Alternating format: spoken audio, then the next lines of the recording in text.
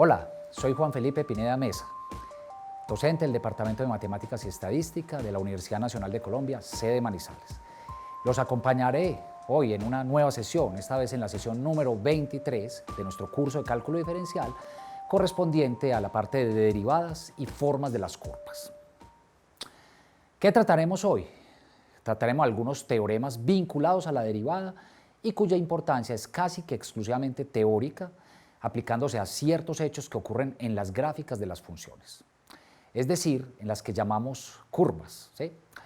Y más precisamente los teoremas a los que nos referimos y que vamos a tratar durante toda esta sesión son el teorema del valor medio para derivadas, el criterio de la primera derivada para crecimiento y decrecimiento y el criterio de la primera derivada para extremos relativos. Así que comencemos. Entonces, empezamos con ese primer teorema, un teorema muy importante en cálculo que se llama el teorema del valor medio para derivadas. Antes de enunciar técnicamente este importante resultado, miremos un hecho geométrico e intuitivo que lo inspira, ¿sí? Veremos esta gráfica después, pero quiero que veamos una animación, la siguiente, en donde se muestra en qué se inspira ese tal teorema y para qué sirve después, que es lo más importante, es decir, sus aplicaciones. Listo, entonces noten cómo tenemos acá una recta secante en dos puntos específicos, menos 3 y su imagen f de menos 3, menos 1 y su imagen f de menos 1. Secante, atraviesa esa curva entre dos puntos, ¿correcto? Y ahora lo que quiero que miremos es qué es lo que va a ocurrir con otra recta que se va a volver tangente. Obsérvenla ahí y miren cómo va corriendo f' de c. Entonces, para empezar, voy a pausar ahí un poco la animación. f' de c en este momento va en 4.38. Estoy haciendo que esa recta en verde vaya tomando cierta pendiente, ¿sí? Recuerden que la derivada en un punto C, como lo estoy llamando ahí, representa la pendiente de la recta tangente en ese punto. Por otro lado, en azul aparece calculada explícitamente la pendiente de esa recta tangente que está en azul. Mírelo ahí, es f de menos 1 menos f de menos 3, que es y2 menos y1, sobre x2 menos x1. En este caso, x2 es menos 1 y x1 es menos 3. Entonces nos queda menos 1 menos menos 3. Arriba queda 7.8, que es lo que da aproximadamente acá f de menos 1 en la gráfica, ¿cierto? Si miran la gráfica está cercana a 8 en las y's. Eso es f de menos 1. Y f de menos 3, observen que está cercano a 5. De hecho, da 5.05. Después de hacer todo ese cociente, la pendiente da 1.37. Ahora quiero que veamos cómo va corriendo f' de c. Van 4.38, 4.11, ahí voy pausando, 3.27, 2.93, miren cómo va la pendiente. Va disminuyendo. Sigue, 2.15, 1.83, véalo ahí. 1.37. Entonces, ¿qué hemos encontrado? Hemos encontrado una recta tangente en cierto punto que ya tiene la misma pendiente que la recta secante dada. Y noten que ese punto C quedó como en menos 2 punto alguna cosa. Si miran hacia abajo en el eje X en color verde bajando con líneas punteadas, a eso le corresponde una coordenada que quedó metido entre menos 3 y menos 1, que era donde estaban los dos valores principales de la recta secante, con el cual pudimos pintar los dos puntos sobre ella. Mejor dicho, si miran entre los dos puntos, el que yo acabo de parar allá, la pendiente es 1.37 y la derivada en ese punto también es 1.37. Como quien dice, existe una recta tangente que tiene la misma pendiente de la recta secante dada. Y no solo eso, sino que el punto que hace que esa recta sea tangente y con la misma pendiente queda en el intervalo ya fijo de menos 3 hasta menos 1, ¿cierto? Ahí les pongo, aprender y apagar ese número que es muy importante. Eso nos ayuda a entender técnicamente ahora en qué consiste el resultado. Listo, ahora sí, podemos visualizar la gráfica. Esa gráfica que está ahí fue la última que vimos. Lo que pasa es que es en general. Ustedes miren lo que está ocurriendo. Hay dos puntos A, f de A y B, f de B, por donde se está trazando una recta secante en azul. Su pendiente, como siempre, independientemente que se hable de la derivada o no, es y2 menos y1, o sea que en este caso f de B menos f de A, sobre x2 menos x1, que es b menos a. Esa es la pendiente de esa recta que está en azul. Y hay una recta en verde que quedó con la misma pendiente que esa recta en azul. Y el punto que le correspondió con esa misma pendiente, que es el punto C en verde, quedó en el intervalo de A a B. Listo, en un intervalo que ya quedó fijo por la recta secante. Es decir, que ese punto C hace, arriba como aparece etiquetado, hace que f' de C, o sea, la pendiente de la recta tangente en el punto C, coincida con la pendiente de la recta secante que está en azul. Mejor dicho, f' de C es f de B menos f de A sobre B menos A para algún punto C que se encuentra entre A y B. Ahora sí, de manera técnica, el mencionado teorema del valor medio lo que dice es lo siguiente: está inspirado en ese hecho geométrico que sucede siempre, pues bajo unas condiciones que vamos a enunciar. Si f es una función continua en un intervalo cerrado a, b y derivable, los pongo en mayúsculas, en el intervalo abierto a, b, entonces existe por lo menos un punto C en el intervalo abierto a, b, tal que f' de C es lo mismo que f de B menos f de A sobre B menos A. ¿Sí? No le vamos a hacer la demostración a este teorema, pero sí vamos a mostrar en un par de ejemplos cómo aplicarlo bien. ¿Sí? Entonces, en adelante, para no estar escribiendo teorema del valor medio, vamos a escribir simplemente TVM, para abreviar esa frase de teorema del valor medio para derivadas. Y vamos a ver nuestras dos aplicaciones. Primer ejemplo, nos dice, demuestre que la función f de x igual a x cubo menos 5x cuadrado menos 3x satisface las condiciones del teorema del valor medio en el intervalo 1,3. Y determine el valor o valores del número SC de 1, 3 para los cuales se cumple la conclusión de dicho teorema. ¿Sí? Lo que pasa es que el teorema del valor medio le dice que existe un punto C que se encuentra en ese intervalo para el cual sucede eso que él afirma, pero él no le dice para nada cómo es que hay que calcular ese número C o esos números C, porque pueden ser varios, existe por lo menos uno. Entonces, de lo que se trata este ejemplo es, en el caso en el que necesitemos conocer específicamente cuál es ese punto C que quedó en un cierto intervalo, que podamos conocerlo. Entonces, primero, que sí podamos aplicar el teorema del valor medio. Para eso se requiere que la función sea continua en el intervalo 1, 3 cerrado y derivable en el intervalo 1, 3 abierto. Entonces, como se trata de una función polinómica, sabemos que las funciones polinómicas trabajan excelente en muchos aspectos. Uno de ellos es la continuidad. Esa función es continua en el intervalo 1,3 y es derivable en el intervalo abierto 1,3. ¿Sí? Lo es, pues porque cuando uno deriva, miren, su derivada es 3x2 menos 10x menos 3 y esa derivada a un polinomio, eso no tiene problemas en denominadores radicales, de nada. Es decir, esa derivada existe para cualquier número real x. Entonces, como quedó derivada en cualquier punto, en particular queda derivada en todo el intervalo 1,3 abierto. Eso quiere decir que podemos aplicar el teorema del valor medio porque se cumplen las dos condiciones principales de ese teorema, que la función sea continua ahí en ese intervalo y derivable en ese otro intervalo. Entonces, ¿qué dice el teorema del valor medio? Le dice, vea, va a haber un punto C en el intervalo 1,3 abierto para el cual sucede esto. Vea, la derivada tomada en ese punto C, desconocido por ahora, es igual a f de B menos f de A. ¿Quiénes hay, quiénes B en este caso? A es 1, que es el extremo izquierdo del intervalo, y B es 3, que es el derecho.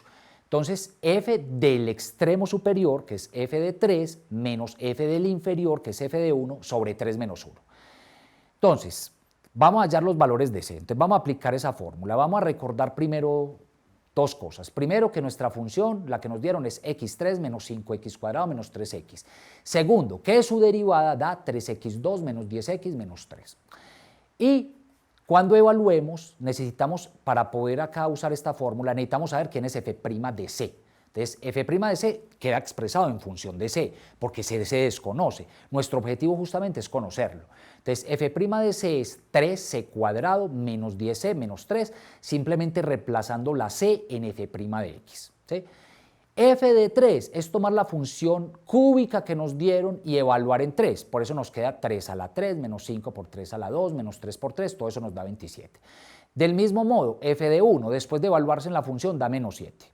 Entonces vamos a reemplazar todo eso en nuestra igualdad, en esa, vea, en f' de C igual a ese cociente. Entonces reemplacemos todo eso. Entonces lo vamos a reemplazar ahí. Entonces, en la parte izquierda, en f' de C, es una expresión algebraica que depende de C, es 3c cuadrado menos 10c menos 3. Y en la parte derecha es hacer todo eso que nos pide en operación que ya es conocida. Menos 27, que eso es f de 3, menos f de 1, que nos dio menos 7, por eso nos queda menos 7 sobre 3 menos 1. Todo eso es igual a menos 27 más 7 sobre 2, o sea, menos 20 sobre 2 queda menos 10. Entonces nos quedó esta igualdad, vean.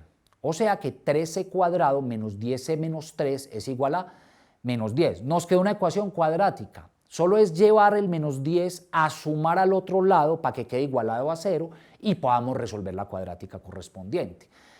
Cuando llevemos ese 10 para el otro lado, nos queda menos 3 más 10, queda 7. Por esa razón quedó esta ecuación cuadrática. 13 cuadrado menos 10c más 7 igual a 0. Y resolvemos esa ecuación. Igualada a 0, factorizamos 13,2 menos 10c más 7. La factorización, como puede verse fácilmente, es 13 menos 7 por c menos 1. Eso queda igualado a 0. Por lo tanto, alguno de los factores es igual a 0. Nos queda entonces 3c menos 7 igual a 0 o c menos 1 igual a 0. Y despejamos en cada uno. Por un lado, llevamos el 7 a sumar y luego el 3 a dividir, queda c igual a 7 tercios. Por otro lado, llevamos el menos 1 a sumar, queda c igual a 1. O sea que hay dos valores posibles, 7 tercios o c igual a 1. Entonces, los valores de c que debemos considerar en este problema son o 7 tercios o 1 o los dos, ¿cierto? No sabemos, puede que los dos sirvan. Sin embargo, en este caso, observen que c igual a 1 no pertenece al intervalo 1,3, porque el intervalo 1,3 es abierto, o sea que no toma el número 1. Y como no toma el número 1, c igual a 1 no puede estar en ese intervalo, o sea que se descarta automáticamente, ese no sirve. Debe servir el otro, y en efecto sirve, miren. C es 7 tercios, que es aproximadamente igual a 2,33, que efectivamente ese sí pertenece al intervalo abierto 1,3. Y en consecuencia es el único punto que cumple con el teorema del valor medio en este intervalo 1,3. Listo, ya hallamos el único valor de C que satisface la condición del teorema del valor medio. Bien. Y ahora miremos un ejemplo más de aplicación, más de la física. Entonces dice lo siguiente. En una carrera de autos, dos autos A y B comienzan la carrera en el mismo punto y terminan empatados, ¿sí? Entonces hay que demuestre que sus velocidades fueron iguales en algún instante de la carrera. Cuando yo le digo en algún instante de la carrera, obviamente no me estoy refiriendo al instante inicial y final, es en algún instante intermedio, pues. Por eso la idea de aplicar el teorema del valor medio. Entonces, para resolver el problema vamos a designar por S de t a la diferencia de las distancias entre los autos A y B. S de t no está denotando acá distancia como es lo habitual en esas ecuaciones de la física, está denotando la diferencia entre la distancia con el tiempo, ¿cierto? Es decir, nos dice qué distancia hay en un instante de tiempo entre un móvil y otro, ¿sí? Entonces, diferencia de distancias entre A y B. Y vamos a denotar por T0 al tiempo en el que comienza la carrera, el tiempo inicial pues, y por T1 al tiempo en el que termina la carrera, como quien dice, el tiempo final. Entonces miren, hay dos cosas que están pasando. Una, en el tiempo T0 sabemos algo, que los autos están igualados, pues porque es el inicio de la carrera, ¿sí? Entonces, en ese caso, la diferencia de distancias, no hay diferencia de distancias, o lo que es lo mismo, la diferencia de distancias es 0. Eso quiere decir que para nosotros que S de t representa la diferencia de distancias, cuando lo veamos en t sub 0 específicamente, que es el tiempo inicial, S de t sub 0 es 0, porque la distancia entre los dos ahí es 0, ¿sí? Y lo mismo ocurre al final, si se dan cuenta, porque como los autos llegaron empatados, entonces ahí estuvieron igualados también. O sea que la diferencia de distancias en el tiempo final también es igual a 0. Mejor dicho, S en t sub 0 es lo mismo que S en t sub 1 y ambos son iguales a 0.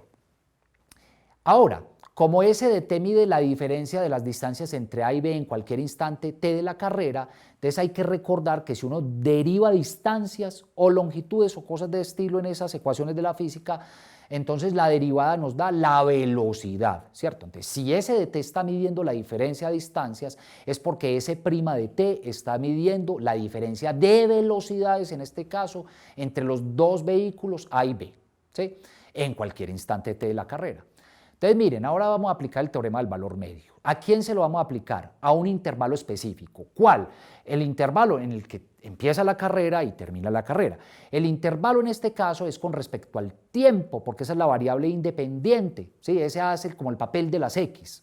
Entonces, nuestro intervalo va desde t sub 0 hasta t sub 1 abierto. T sub 0 tiempo inicial, t sub 1 tiempo final. Entonces, por el teorema del valor medio, podemos ver que existe un punto C que corresponde al tiempo, porque están en un intervalo de tiempo, T0 a T1, en ese intervalo T0 a T1, tal que S' de C, S' es porque estamos trabajando con la función S de t. Entonces, S' es como el F' allá en el teorema del valor medio. S' de C es S visto en el tiempo final menos S visto en el tiempo inicial, porque se arranca siempre por evaluar en el final menos el inicial, sobre T1, que es el tiempo final, menos el tiempo inicial.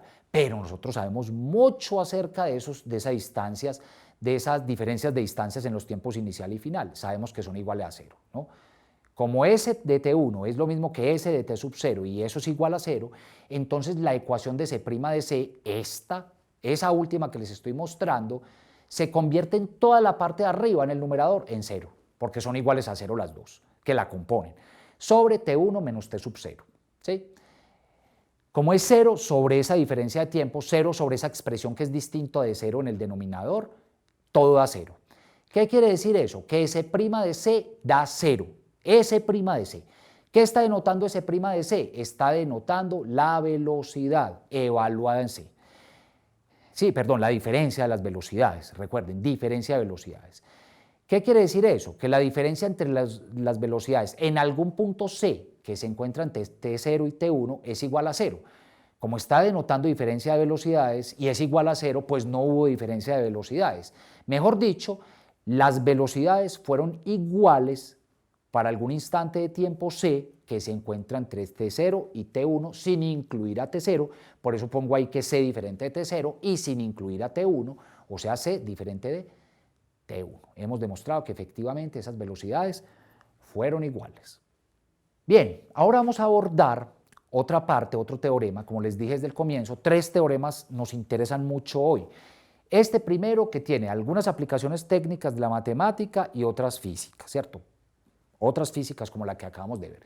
Y estos 2 teoremas que vienen, que son el criterio de la primera derivada para intervalos de crecimiento y decrecimiento y el de extremos relativos, que cobran una importancia más bien teórica en términos de gráficas de funciones, ¿sí? Para hallar máximos y mínimos y dónde crece y decrece la función. Entonces, miren, para empezar, deben tener presente que en la sesión anterior se vio la importancia que tiene la primera derivada cuando queremos encontrar los posibles máximos o mínimos relativos, que llamamos extremos relativos, si es que existen para una función dada. Y a esos puntos, si recuerdan en esa sesión anterior, se les llamó puntos críticos o valores críticos de la función, ¿sí? Ahora lo que vamos a ver es que la primera derivada de una función también es sumamente útil para encontrar los intervalos del dominio de la función en los cuales ésta crece y decrece. Es decir, adicional a los extremos que ya va a calcular, también nos va a servir para ver dónde crece y decrece la función. Entonces, para entender qué es lo que significa que sea creciente o decreciente, voy a ir a un repaso de una cosa que vieron por allá al principio, es qué es lo que significa que una función sea creciente. Quiere decir que si estamos en un intervalo a, b abierto, la función f es creciente en ese intervalo si para todos x1, x2, cuando x sub 1 sea menor que x sub 2 en el intervalo, entonces las imágenes f de x sub 1 y f de x sub 2 conservan la desigualdad que tenían los puntos en x. Si x1 es menor que x2, entonces sus imágenes respectivas, f de x1 y f de x2 queda f de x1 menor también que f de x2. Mírenlo desde ese punto de vista. Se preserva la desigualdad con la función. Mientras que en el caso decreciente, la función va a ser decreciente en un intervalo a, b, si ahora pasa lo contrario, se voltea la desigualdad. Cuando x1 sea menor que x2 en el intervalo, entonces f de x1 va a ser ahora mayor que f de x2. ¿Sí? Voltea la desigualdad con respecto a la desigualdad que tenían en el dominio de la función, ¿cierto? O en el intervalo en este caso.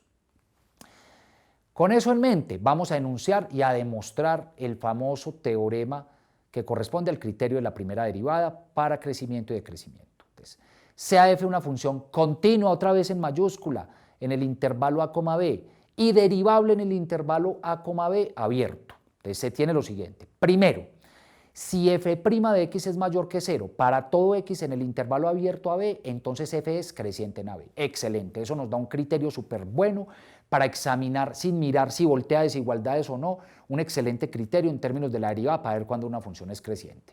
Lo que nos dice, la derivada es positiva en un intervalo, la función crece en ese intervalo, ¿sí?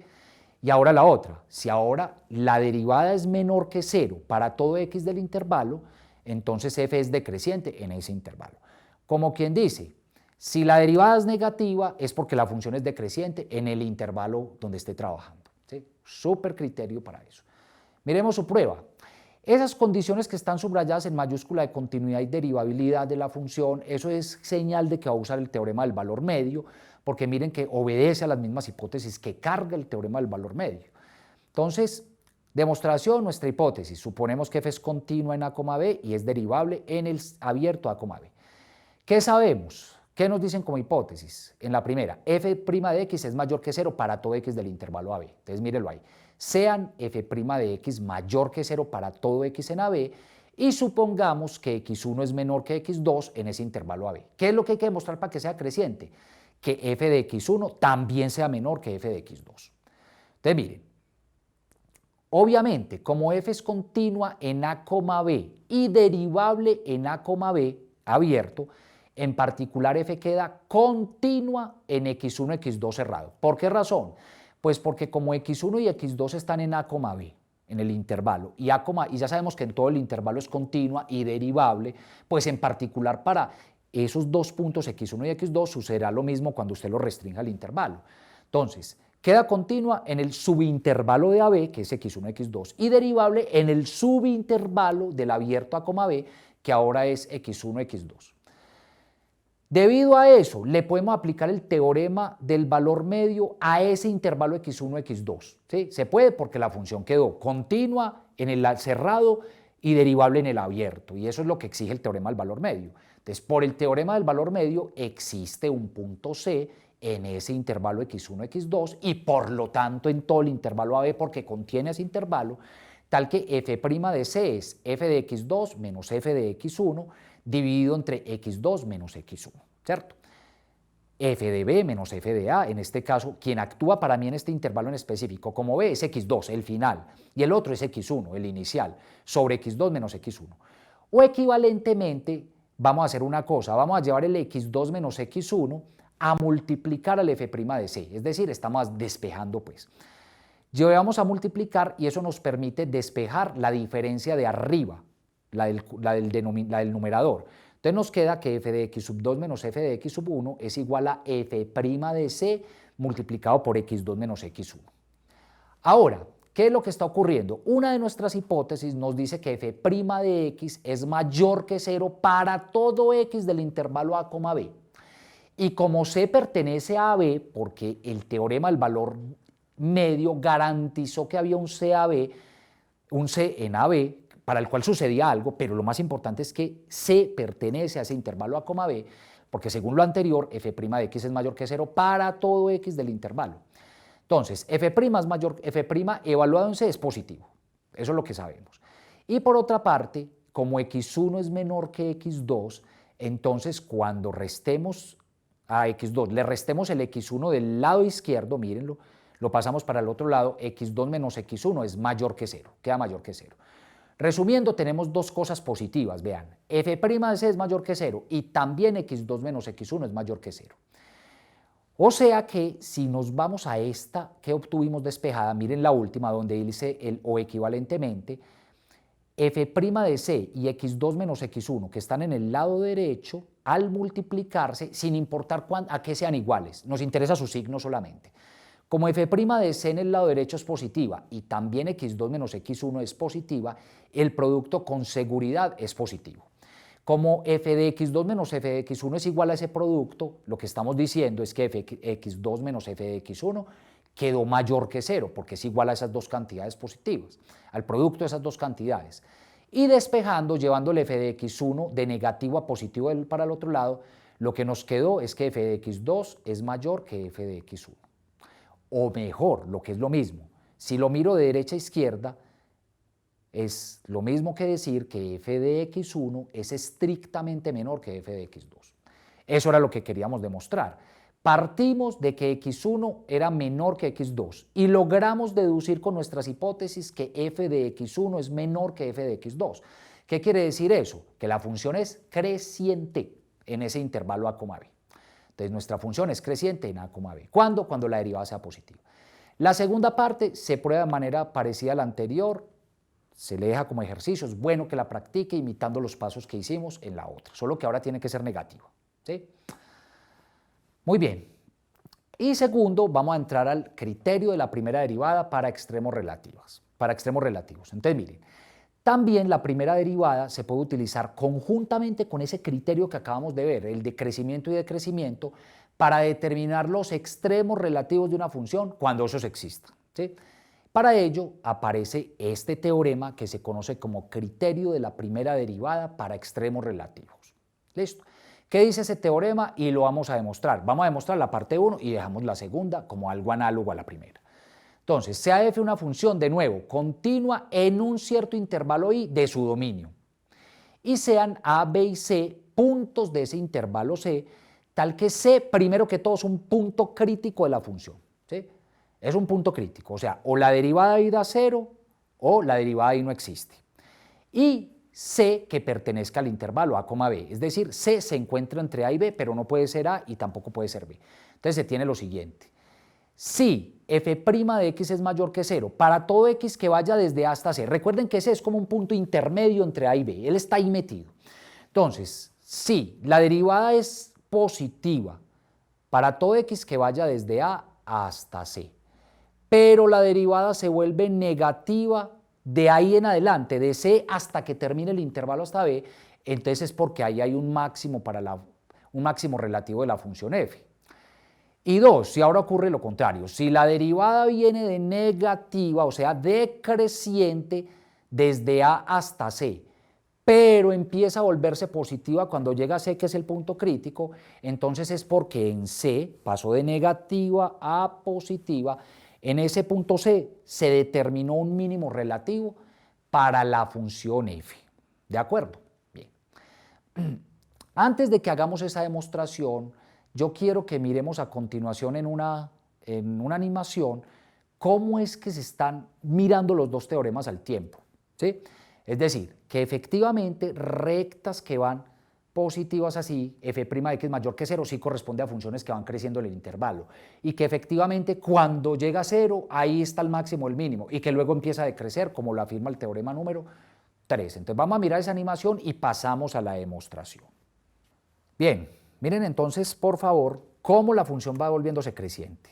Miren cómo se va moviendo la recta en verde. La función en rojo está creciendo y al mismo tiempo que va creciendo, miren la recta tangente en verde, las rectas tangentes, cómo van recorriendo eso, y miren arriba cómo va corriendo la derivada. 2,31, 2,13, son todas positivas, ¿cierto? Entonces, creciente, f' de x mayor que 0. Va subiendo y miren ya cómo va poniéndose en forma horizontal la derivada. Listo. La derivada dio 0 ahí hay un máximo, ¿cierto?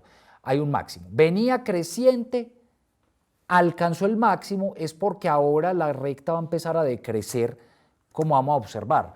Entonces, pasa de creciente a decreciente. Miren ahora cómo en lo que va corriendo f' de x es negativa, menos 1,57, menos 1,68, menos 1,76 y así sucesivamente, menos 1,7. Ahora miren que la disposición de la recta ya es volverse horizontal. Eso es porque va a cambiar de decreciente a creciente, es decir, va a alcanzar un mínimo, ¿cierto? Cambio de derivada negativa a derivada positiva, ahí se alojó un mínimo. Derivada igual a 0. Y si dejamos que continúe, entonces ahora la derivada, mírenla ahí, vuelve a hacerse positiva, ¿sí? Cambios de creciente a decreciente, entonces de decreciente a decreciente da lugar a máximos, y de decreciente, derivada negativa, a creciente da lugar a mínimos, donde las derivadas tienen que ser iguales a 0. Listo. Descreciente, decreciente, mínimo y máximo. Listo, ahora sí. Con eso que acabamos de ver, cómo funcionan el aparato de esos dos teoremas usados conjuntamente. Se deben usarse conjuntamente, es efectivo ahí. Cuando usted usa el primero para ir al segundo y calcular los extremos relativos, ahí es donde es importante, creciente a decreciente para que dé máximos y mínimos. Entonces, primero, como C es un punto crítico de f, entonces este determina un posible extremo relativo, posible. Entonces, 1. Puesto que la derivada es mayor que 0 para todo x que va desde a hasta el punto crítico c, entonces por el teorema anterior, f es creciente desde a hasta c. Eso quiere decir que para todo x que usted tome entre a y c, por ser creciente, eso va a implicar que las f de x para todo x quedan menores que la f de c. Es mirar la desigualdad a la derecha. Queda así pues porque conserva la desigualdad. Allá tenemos x menor que c, si notan en la línea anterior. Por lo tanto, cuando evalúen las f de x, en las f, queda f de x menor que f de c. Llamémosle a ese número 1. Y por otro lado, f de' de x es menor que 0 para todo x que vaya ahora desde el punto crítico hasta b, que es donde se completa el intervalo de a a b. Entonces ahí f es decreciente en c, desde c hasta b, en el intervalo c, b. O sea que para todo x que esté entre c, que es el punto crítico, hasta b, que es donde termina, se debe tener que f de c, mírenlo ahí, ahora voltea el intervalo, voltea la desigualdad, perdón. Cuando evaluemos, mire que c es menor que x, ahí arriba. Pero ahora, como es decreciente en ese intervalo, cuando evaluemos f en c, ahora va a quedar mayor que f de x para todo x entre c y b. Esa la vamos a llamar 2. Entonces, por 1, miren que 1 es esto, es lo mismo que f de c mayor que f de x, vean. Por 1, f de x es menor que f de c, para todo x entre a y c. Pero, si usted la mira de derecha a izquierda, eso es lo mismo que decir que f de c es mayor que f de x. Y, por otro lado, por la 2, esa sí ya está listica, f de c es mayor que f de x para todo x desde c hasta b. Entonces, miren lo que está pasando. F de c siempre es mayor que f de x, pero lo hace como en dos etapas, una desde A hasta C y la otra desde C hasta B. ¿Y eso qué quiere decir? Que la imagen en C siempre supera a todas las imágenes para cualquier x que se encuentre entre A y B desde que no sea C, claro, ¿cierto? Que en C es donde va a alcanzar el extremo. Entonces, por definición de máximo relativo, si la imagen en un punto es mayor que todas las imágenes, es porque en ese punto hay un máximo relativo, es decir, f de c efectivamente constituye un máximo relativo, donde fue el cambio de creciente a decreciente. Y como les dije, la prueba de 2 es semejante a la anterior. Y finalizamos con un ejemplo que ilustra cómo usar conjuntamente esos dos criterios anteriores. Una cosa que debe quedar claro es que siempre es importante el punto crítico. Ellos son los que le dicen dónde crece, dónde decrece y dónde hay cambio en los signos de la derivada para determinar máximos y mínimos de la función, o sea, extremos relativos. Entonces, el ejemplo dice lo siguiente: determinar los intervalos de crecimiento y de decrecimiento, así como los extremos relativos de la siguiente función. Es decir, nos piden usar el criterio de la primera derivada para crecimiento y decrecimiento y el criterio de la primera derivada para extremos relativos. Entonces, nuestra función es esa, 3x menos 2 multiplicada por la raíz cúbica de x. Siempre, como les dije, para comenzar debemos hallar los valores críticos de la función, es decir, aquellos x para los cuales, en el dominio de la función, para los cuales la derivada da 0 o para los cuales la derivada no existe. Acá se nos van a presentar los dos, miremos. Vamos a derivar esa función, entonces, derivada de un producto, el producto de 3x menos 2 por raíz cúbica de x, entonces es la derivada del primero, que es la derivada de 3x menos 2, da 3, por la raíz cúbica de x sin derivar, más 3x menos 2, que es el primero sin derivar, por la derivada del segundo, que es 1 sobre 3 raíz cúbica de x cuadrado. Es una derivada común, está en las tablas de derivación. Eso nos da 3 raíz cúbica de x más 3x menos 2 por ese cociente, unificándolo nos da 3x menos 2 sobre 3 raíz cúbica de x cuadrado. Ahora hacemos la suma de esos fraccionarios. 3 por 3, eso nos da 9. Raíz cúbica de x por raíz cúbica de x al cuadrado da raíz cúbica de x a la 3. Más, y debajo del 3 raíz cúbica de x hay un 1 imaginario, ¿cierto? Pues no se ve ahí, pero se entiende que hay un 1. Lo multiplicamos en cruz por el 3x menos 2 y nos da otra vez 3x menos 2. Y abajo queda el denominador único que hay, 3 raíz cúbica de x2. Ahora, si notan, raíz cúbica de x cubo, se cancela el cubo con el radical y nos queda x. O sea que eso da 9 raíz cúbica de x cubo, es 9x, más el 3x menos 2 sobre 3 raíz cúbica de x cuadrado. 9x más 3x nos da 12x menos 2 sobre 3 raíz cúbica de x cuadrado. Esa es la derivada. O sea que f' de x ya reducida para todos los cálculos que vienen es esa función que aparece ahí, en esa primera línea que les estoy mostrando. Entonces, primera cosa que se observa, la función, la derivada, tiene un problema en x igual a 0. porque si evaluamos en x igual a 0 en ese radical, el denominador se hace 0. Y ese punto x igual a 0 pertenece al dominio de la función, ¿sí? Porque no tiene problemas en la función original. O sea que ese debe considerarse como un punto crítico o valor crítico de la función. Ahí la derivada no existe. Y para calcular los otros valores críticos hay que tomar esa derivada que acabamos de obtener e igualarla a 0 y resolver la ecuación. Entonces, si igualamos 12x menos 2 sobre 3 raíz cúbica de x a 0, recuerden que por tratarse de un cociente, cuando un cociente es igual a 0, la única forma en la que pasa eso es que el numerador sea igual a 0. Por esa razón, eso implica ya en la línea que estamos viendo, en la primera, que lo de arriba solamente es igual a 0, o sea, 12x menos 2 es igual a 0. Se despeja, se lleva el 2 a sumar, queda 12x igual a 2, luego se pasa el 12 a dividir, queda x igual a 2 doceavos, que después de reducir, tomando mitad y mitad, nos queda un sexto. ¿Listo? Por lo tanto, x igual a un sexto es otro valor crítico de la función, o sea que tenemos dos valores críticos. X igual a 0, que se debió a la no existencia de la derivada en ese punto, y x igual a un sexto, que se debió a que ahí la derivada da 0. Entonces, con esos dos valores, siempre, como su idea es medir signo de derivadas, cada vez que usted vaya a medir signo de funciones, tiene que ir al cementerio, entre comillas, o al método de los signos, para ver en dónde es positiva y dónde es negativa, ¿sí? Entonces, con esos dos valorcitos, que son los críticos, vamos a ir al cementerio, pues al método del cementerio, a analizar los signos de esa derivada. Entonces, miren, ¿cuáles son los factores que constituyen a f' de x? Son 12x menos 2, ¿cierto? Mírenlo acá, y 3 raíz cúbica de x al cuadrado. Entonces, esos dos aportan de a punto en el cementerio. 2x menos 2 aporta el 1/6 y 3 raíz cúbica de x al cuadrado aporta el 0.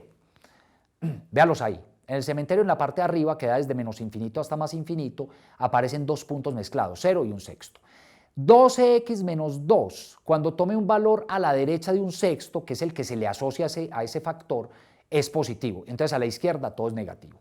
Y al otro, que es el de 3 raíz cúbica de x al cuadrado, le corresponde el número 0. Pero resulta que en este caso x al cuadrado ya es positivo. Entonces, como es positivo, no importa qué le haga la raíz cúbica, sigue siendo positiva. Y al multiplicar por 3 sigue siendo positivo. Eso significa que esa expresión es positiva en cualquier intervalo que yo tome, de ahí de esa recta. Por esa razón, en la segunda línea de ese cementerio, todo es positivo. Ley de signos en cada columna, menos por más, menos. Menos por más, menos otra vez. Y en la última, más por más, más. Eso quiere decir, miren, que de menos infinito a 0, ¿cómo es la función? Decreciente, porque la derivada dio negativa, la derivada. Entonces, miren, f' de x es menor que 0 en dos intervalos. El primero, de menos infinito hasta 0. Y el segundo sigue siendo negativa de 0 a 1/6. Entonces, por esa razón, es decreciente en esos dos intervalos consecutivos. Y es positiva en el intervalo último, mírelo acá, en el que va de 1/6 a más infinito. Entonces, f de x es creciente en ese intervalo, porque su derivada ahí fue positiva. Y por otro lado, en ese cementerio, noten que solo hay un cambio de signo en un punto, en el punto 1/6. Cuando llega a 1/6, la derivada cambia de negativa a positiva. Si una derivada cambia de negativa a positiva, viene decreciendo negativa y empieza a crecer positiva. Entonces, en ese punto se alojó un mínimo relativo, según el criterio de la primera derivada, para extremos relativos que acabamos de ver. Entonces, como f' de x, ahora sí, para que miren ahí en el escrito, f de x cambia de negativa, o sea, f' de x menor que 0, a positiva, f de x mayor que 0, en el punto x igual a 1/6, entonces, en ese punto se va a determinar un mínimo relativo. Se va a determinar. Para saber cuál es ese mínimo relativo, hay que evaluar en 1/6. Entonces, se evalúa f en 1/6, vamos a la función. La función, recuerden que era 3x menos 2 por la raíz cúbica de x, ¿cierto? Entonces, cuando evaluemos todo eso, el resultado es menos 0.83. Conclusión, ese es el valor mínimo de esa función, menos 0.83. Esa función se dibujó en un programa en GeoGebra y esa es como luce la función. quiero destacar solamente lo que nos dio, no saber cómo hicimos esa gráfica, eso no es lo que nos interesa. Nos interesa es ver que eso coincide con lo que acabamos de afirmar. Miren, es decreciente desde menos infinito, si miran el eje X, hasta 0. Entonces pueden ver que ahí está subrayado, f' de x menor que 0, decreciente. Y vuelve y lo señala desde 0 hasta donde llegó el mínimo, que es 0.83, menos 0.83. Mire que ahí lo subrayé, mínimo f' de x igual a 0. Decreciente, sigue siendo decreciente, alcanzó el mínimo, o sea, ahí la derivada es 0 y volvió y empezó ya a crecer. Cambió de decreciente a creciente, hay un mínimo y noten que ahora la función, la curva sube desde ese intervalo donde se alcanzó el mínimo, desde ese punto en el que se alcanzó el mínimo, en adelante. Bien chicos, no es más por esta sesión de hoy. Espero que hayan aprendido suficiente sobre esto, al menos que tengan una idea de cómo funcionan esos dos criterios que son supremamente importantes en el trazado de gráficas. Recordemos que la dedicamos, en esta sesión hoy, la dedicamos al entendimiento de 3 teoremas fundamentales y su utilidad para el análisis de ciertos problemas propios del cálculo y que aparecen en el trazado de gráficas, o más bien que van a aparecer posteriormente en el trazado de gráficas y a veces, como ocurrió ahorita con el segundo ejemplo del teorema de valor medio, en la física. Y en especial es muy importante recordar acá que el signo que toma la derivada en un determinado intervalo determina el crecimiento o el decrecimiento de esa función. Y el cambio de signo en las derivadas determina un extremo relativo de la función desde que sea un punto que corresponde al dominio. Muy bien, los acompañó Juan Felipe Pineda, recuerden, del Departamento de Matemáticas, Universidad Nacional de Colombia, sede Manizales. Nos veremos en una próxima sesión. Hasta pronto.